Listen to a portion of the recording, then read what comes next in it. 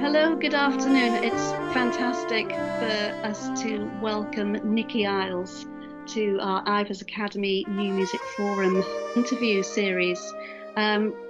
Welcome, Nikki. Thank you. It's lovely to be here. It's lovely to see you. We've got Paula Gardiner, that's me, and Orphy Robinson with you today, chatting. Hi there. Hi, Nikki. Hi. So we wanted to talk a little bit about your piece that you submitted for our event.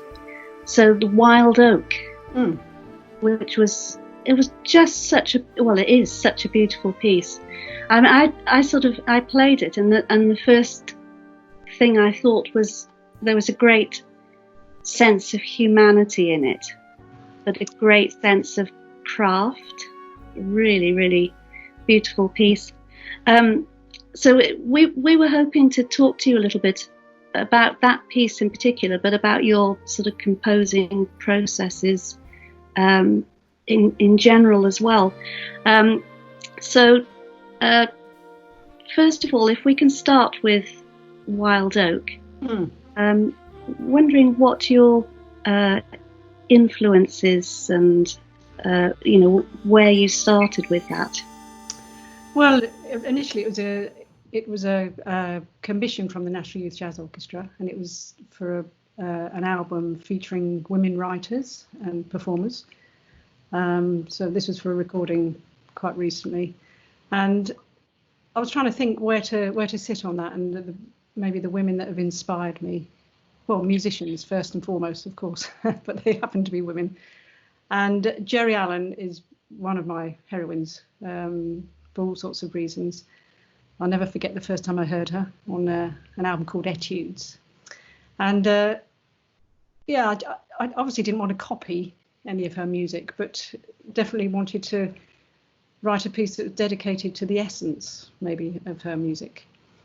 I always think of her as a dignified warrior, in a way. You know, she's got that amazing thing of just quietly getting on with her thing, but incredibly strong,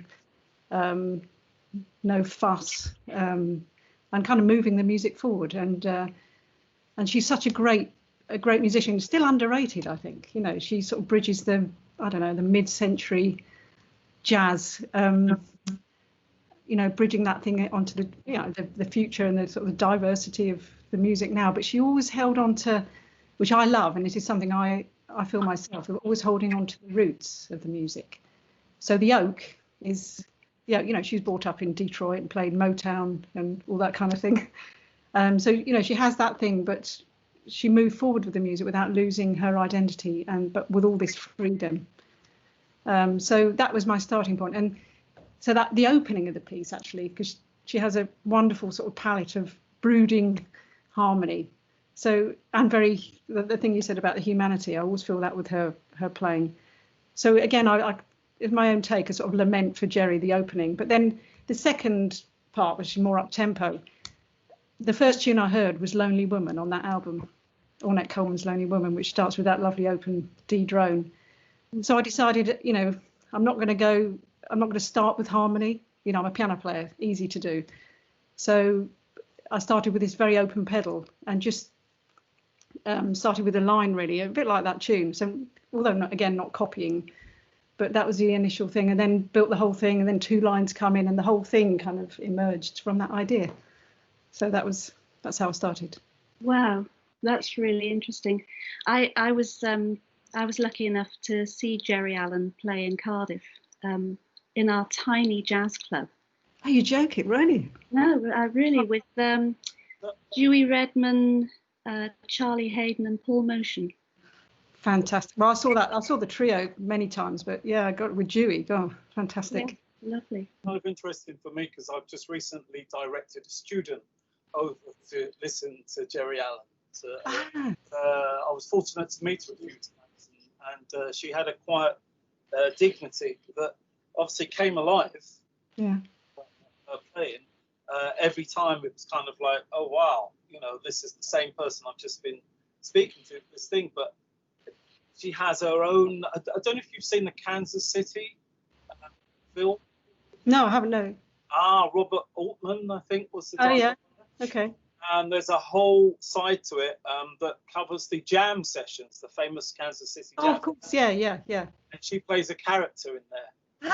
Ah. Yeah, there's amazing jam session that a lot of those players did alongside the film. Some of it is in the film, but there was a documentary made as a side thing with just the musicians doing these jam sessions, and I mean, she was phenomenal. Yeah. So yes, that was my kind of look at Jerry and how she wrote for people as well. Yeah, she's really hard. I keep saying, you know, why isn't she more known? I mean, I still get that awful thing where you say to students, you should listen to Jerry Allen. She's very important. They still say, who's he? Yeah. And I think sometimes it may be because she's quite hard to define in her style. You know, she's just her own thing, and it's, you know, people like to pigeonhole people, and maybe a bit of that. I mean, we saw Craig Taborn was at the Academy, and he was saying how influential, you know, on Aaron Parks and all these great contemporary players, you know, and they all cite her as a huge influence. So, you know, and she died too young, and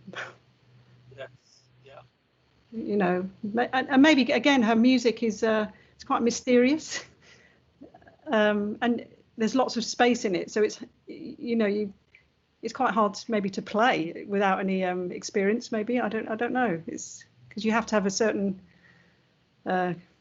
strength of you know your idea of what you're doing, and yeah, no, I haven't got really an answer for that, but I think she's fantastic.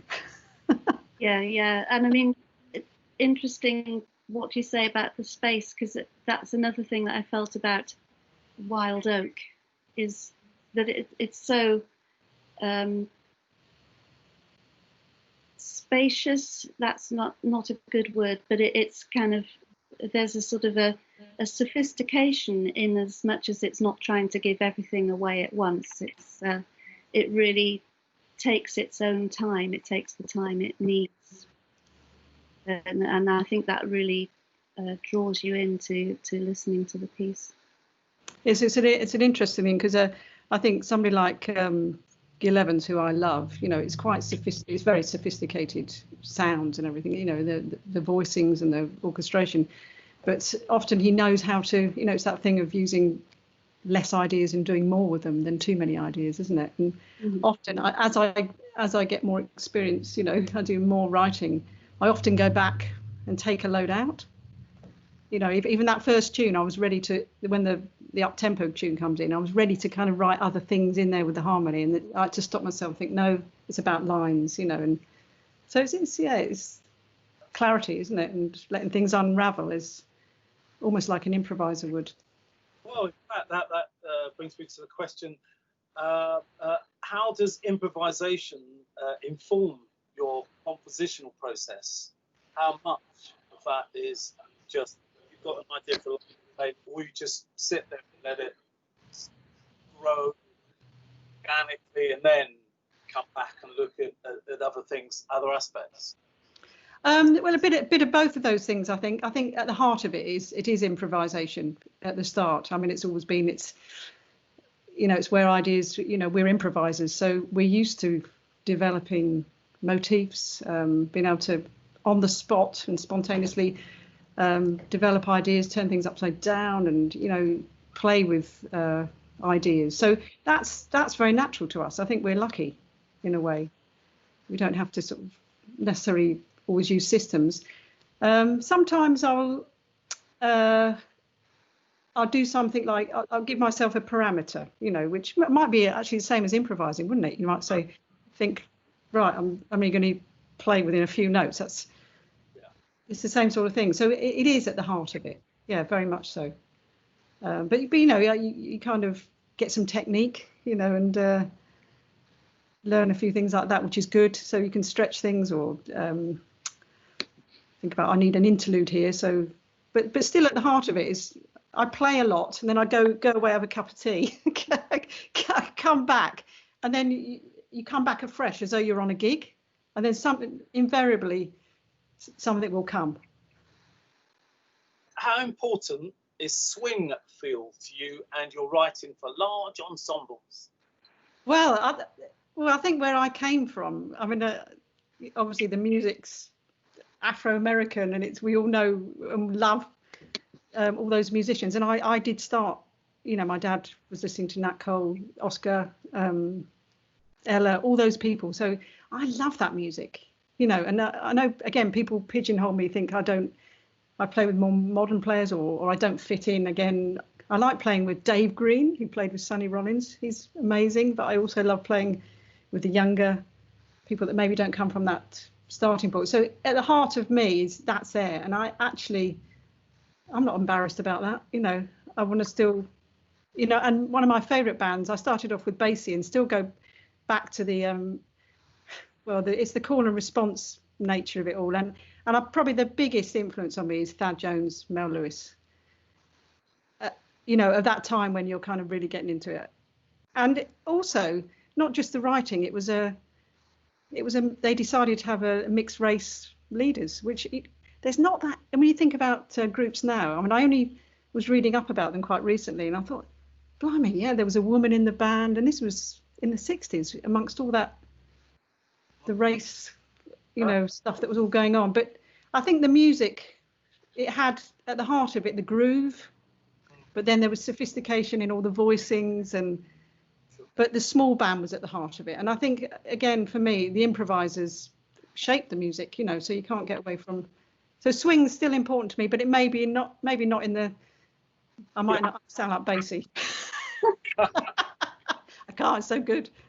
You just sort of touched on this, but I was going to ask you how much you have the players in mind when you're writing, and is that, especially with a large ensemble, do you have an idea who you think might be in the band?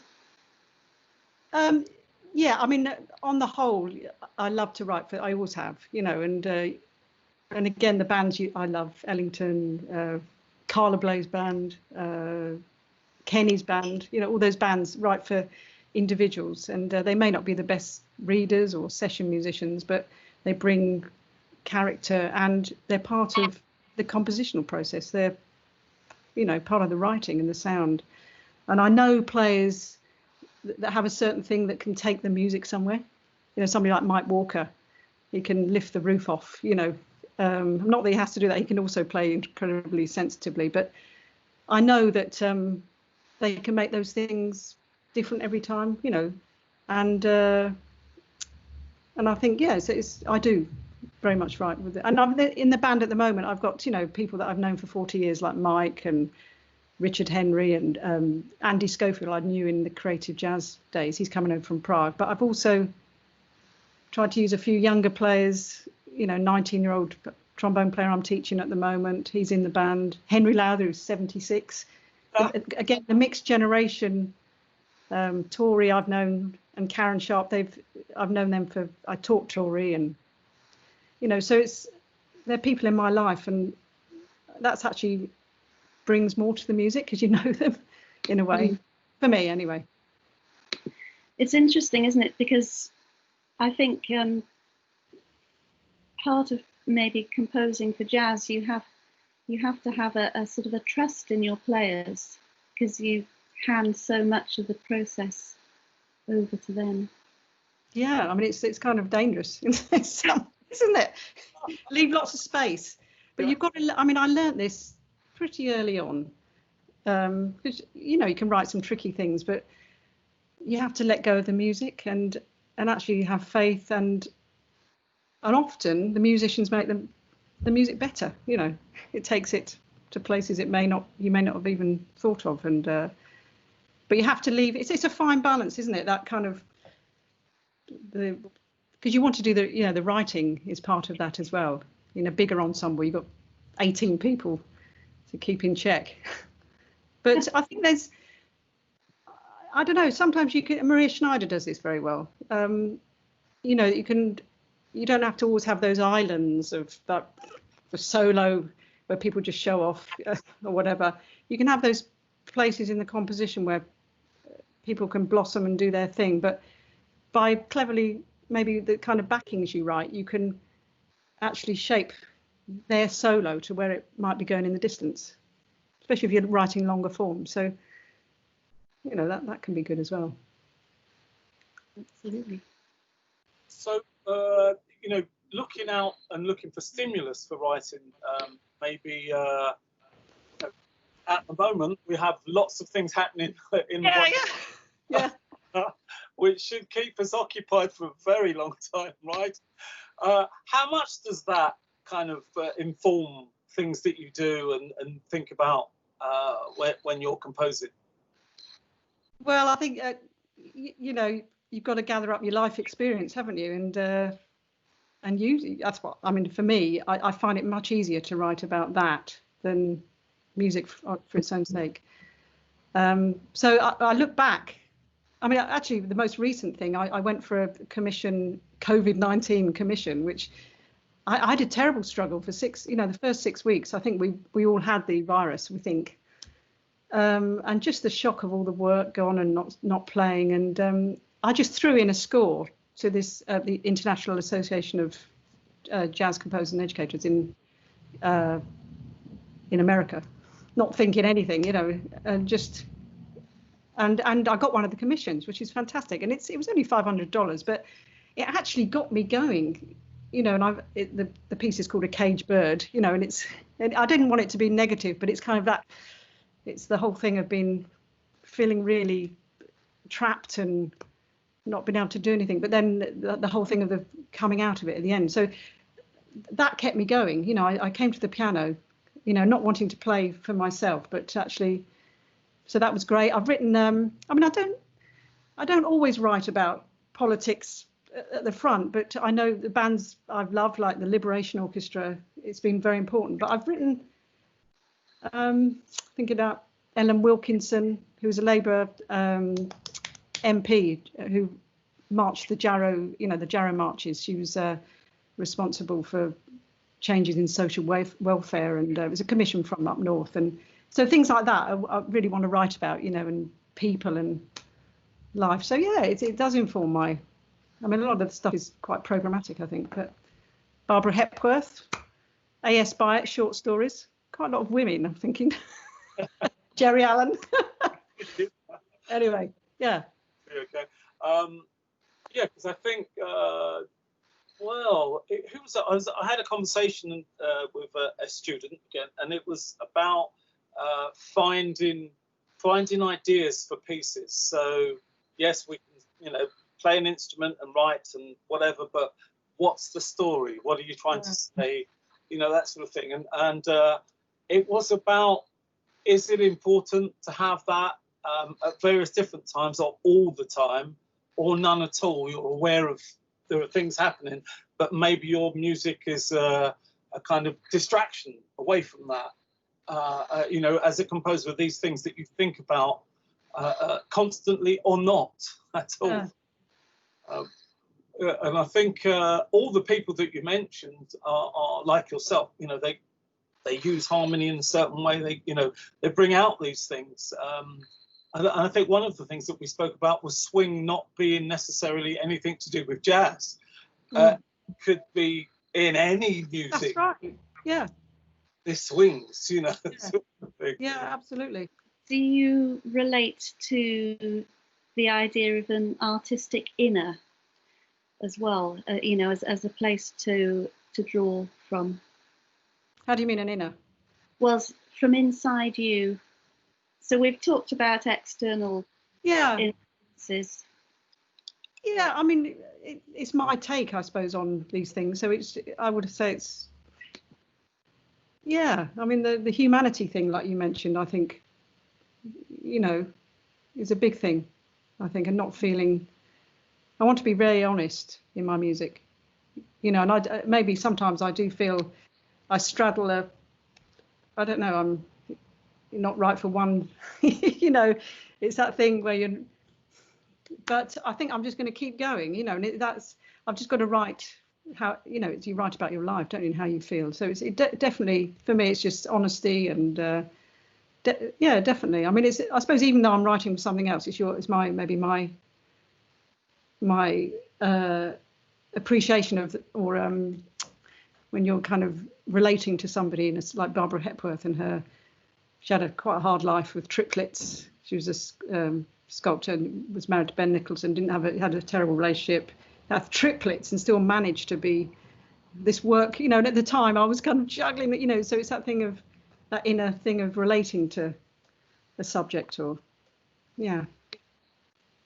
Yes, and I think that, it's sort of the honesty that I think you're talking about sort of really comes across in the piece, because it's not, you don't gloss over things with lots of technical flash things. It seems that everything is there for a reason. Oh, that's great. Thanks. I'll try. Keep trying. Wonderful, because that exactly the sort of thing that came across for me was an honesty. Fantastic writing anyway, but it was honest. It was like, I've got to play it again now.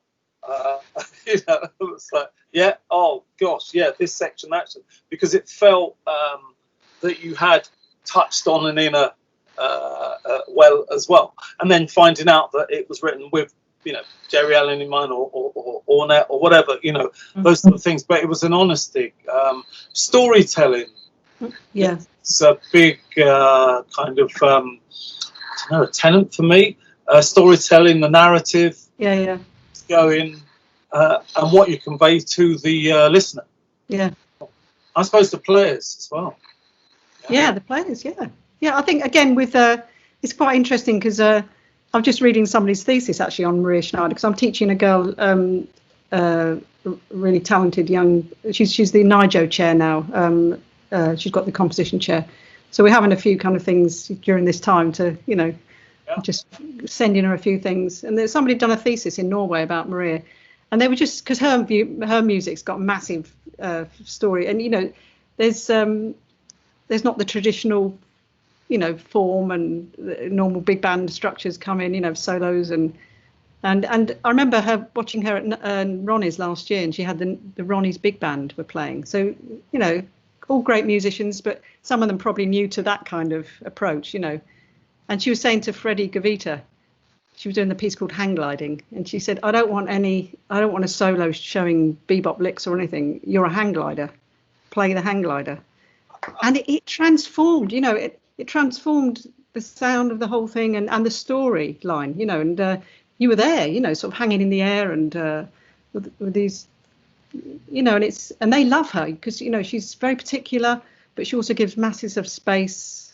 She's been a big, it's funny because I love her music, but I also for me, I still like the brassy, I still like the groove thing and those moments of big, from the Thad Jones, the jazzy thing. So, I love her kind of take on that storytelling, but I also like,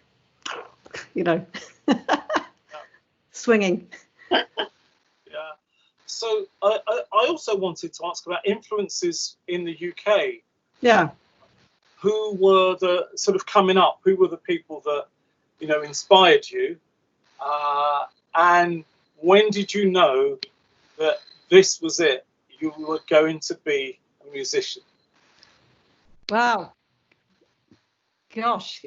Well, back, I think I never even thought about it. I kind of knew. It's really weird. And because I was an alto. I was a clarinetist first, actually, and then went to college on alto. So piano was always there in the background. I was just trying to think. Well, the first people that got me, I went to an awful school. I went to the sort of terrible. We were just one road the wrong side of the tracks, and there was no music in the school or anything. And then a lovely music teacher came from the Channel Islands, got the swing band going, and we had people like Kenny Baker coming in, and that was just the start. And it was like, I want some of this, And then I started going to some gigs. I used to go to see the Crusaders and Grover Washington and all those gigs that were in, I love all that music. It was Randy Crawford. And so there were gigs I was in Dunstable, not the hotspot of jazz, but, and there was also Alec Dankworth and Jackie used to do a lunchtime gig. And I used to go with my friend from school. And eventually I sat in on a blue. I just hadn't a clue what I was doing, but I loved again, the essence of what was happening and the spontaneity. So I suppose it was just like a few things like this of people just throwing you in. And it wasn't until really I left college, because Leeds was fantastic. There was so much playing, but jazz education was, well, I shouldn't really say this, but they were all great musicians, but it's come a long way. I didn't really feel I found my feet. I mean, I was doing lots of Dexter Gordon solos and playing them on gigs, and people thought that was, so lots was going in, but I didn't really find my feet until I left. And then I met Ian Dixon, Mike Walker, Sylvan Richardson. Yeah, I was in Sylvan's band, and that was the kind of the northern hub that would just, and Nick Pennell formed the Creative Jazz Orchestra, which changed our lives, I think. Right. So, you know, working with Anthony Braxton when you're in your late 20s, it was just Yeah. Anthony Braxton, then Mike Gibbs, Kenny, Vince Mendoza. I mean, this is before Vince really just before he got famous. So the breadth of, Yeah. and I think the large ensemble thing really stayed with me. You know, and they're all daring, you know, they're really, Mike Gibbs is incredible. And, you know, Anthony Braxton was wonderful. You know, some people in the group, 'cause it was a big orchestra with big band and hairdryers and opera singers. It was fantastic. But, you know, so for some people it's out there, isn't it? I mean, yeah. I used to listen to those. I love those records. But going on the road with him, he was so lovely. And he talked about being in the cracks. He said the classical people didn't like him. The jazz people, you know, the traditionalists didn't like him. But he was really inspiring, you know, because he said, I will do my thing, you know. And we loved him. And he was, again, it was interesting watching all of those people, how they handed over the music or didn't. Oh, yeah. And what they got out of it. I learned a lot from that. Yeah, what to get the best out of your musicians, you know. How to get the best, yeah. Something on a slightly different tack. How much do you use technology in creating or documenting your writing? Well, I'm really embarrassed to say it's online. I'm still I'm a pencil and manuscript person still, but I know I'm going to learn Sibelius. I mean, it's awful. It's just because I'm so quick on, you know, the kind of thing of ear to manuscript. It's so quick on paper. So I know this is one of my, you know, I've got to sort it out. So my daughter's teaching me Sibelius and all this stuff, and we bought new mics, and so this is the time. It's because we're so busy, and it's that thing, you know, when somebody asks you to write something, I haven't got time to actually learn the technology because but it's very important, you know. It's a great tool, and I spend ages copying parts or spending money employing copyists from the commission fee, you know. So it's yeah, I mean, I've got to come up to date. I know, but I'm good on paper. It's like, I suppose it's like having your drawing skills, isn't it, sorted? But then it's a great tool, of course. Yeah, I mean, I would agree with that, and I remember going through the learning curve myself, and I was writing a piece while I was walking up and down with Babe in arms, sort of pacing the living room, creating a sound in my head, and then I just sort of write. I've got an hour now on the laptop to try and get this thing into Sibelius and work out how it goes, and that was it. It was sort of bang, bang, bang, and it just sort of getting out of my head into that, and it was a useful tool. So, you know, it certainly doesn't write the music for you. No, it doesn't. But then, you know, there's all the technology. I mean, I'm not really. I suppose I used to be into keyboards in Sylvan's band. It was all keyboards, and which I did actually love. But then it was all the lumping around great big amps, and in the end, I just thought, right, piano. I need some lessons with you, Orphy. You can tell me how to get the technology going. Oh, too much tech. You get taken over. You have days when you're on top of it, and then weeks when you're not. Yeah. Ugh. Well, the young are so fantastic, aren't they? I mean, not to put myself into an old, fuddy-duddy, because I'm not. But we're doing some skill sharing. My husband has a copyist that he's bringing on to actually give work to, even his teaching work and some of his workshop things. And this lad has just gone from strength to strength. He's now inundated with work, and it's fantastic. So that the apprentice thing is just the best thing, isn't it? Yeah. So it's work in progress. God. I should say, with the Ivors, what's been your connection with the Ivors up to now, sort of thing? Well, for me, I've been in it a few years, and I really, because my daughter's off to music college, like Paula's daughter, this year, and I haven't been able to come to many of the meetings, but I really want to be more involved, because it's so important to be part of a diverse and inclusive professional association.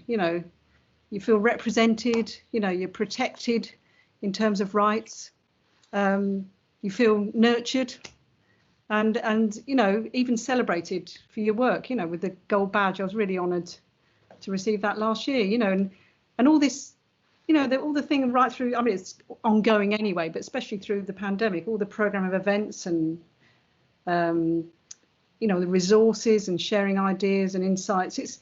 We need it. We're collaborative people, aren't we? And so I really want to get more involved, actually. So next year, when we're out of this, it's and I've benefited. The first month I was in, there was a call for scores for a European composers orchestra in like a radio big band of European composers. So again, I just threw a score in thinking, I'll never get a chance. But myself and Mark Lockhart were picked from the UK. So I went out to the concert in Ljubljanovic and met a load of great musicians and composers. So it gets you off the island, and there's, things like this, opportunities and discussions, and you feel part of something. Growing community, and I think in strength, we will look at solutions to bring in for the new, inexperienced composers and established composers as well. Yeah. In creators' rights, as well as celebrating the awards as well. So, guys, it's been wonderful to speak with you and to have some insight into your wonderful piece that was for the New Music Forum, and hopefully next year, or whenever we can get back to the sort of out of the virtual world, the real world. I don't know if we call it that now. Whatever that is. Next bit, yeah. Yeah. We can hear your piece being played by a large ensemble. Also audiences can be coming back out to actually hear live music as well. Yeah, let's hope. Thanks so much for having me. It's been really lovely to chat with you both. Take care, both of you. Thank you. Well, thank you very much, Nikki. Bye. Bye.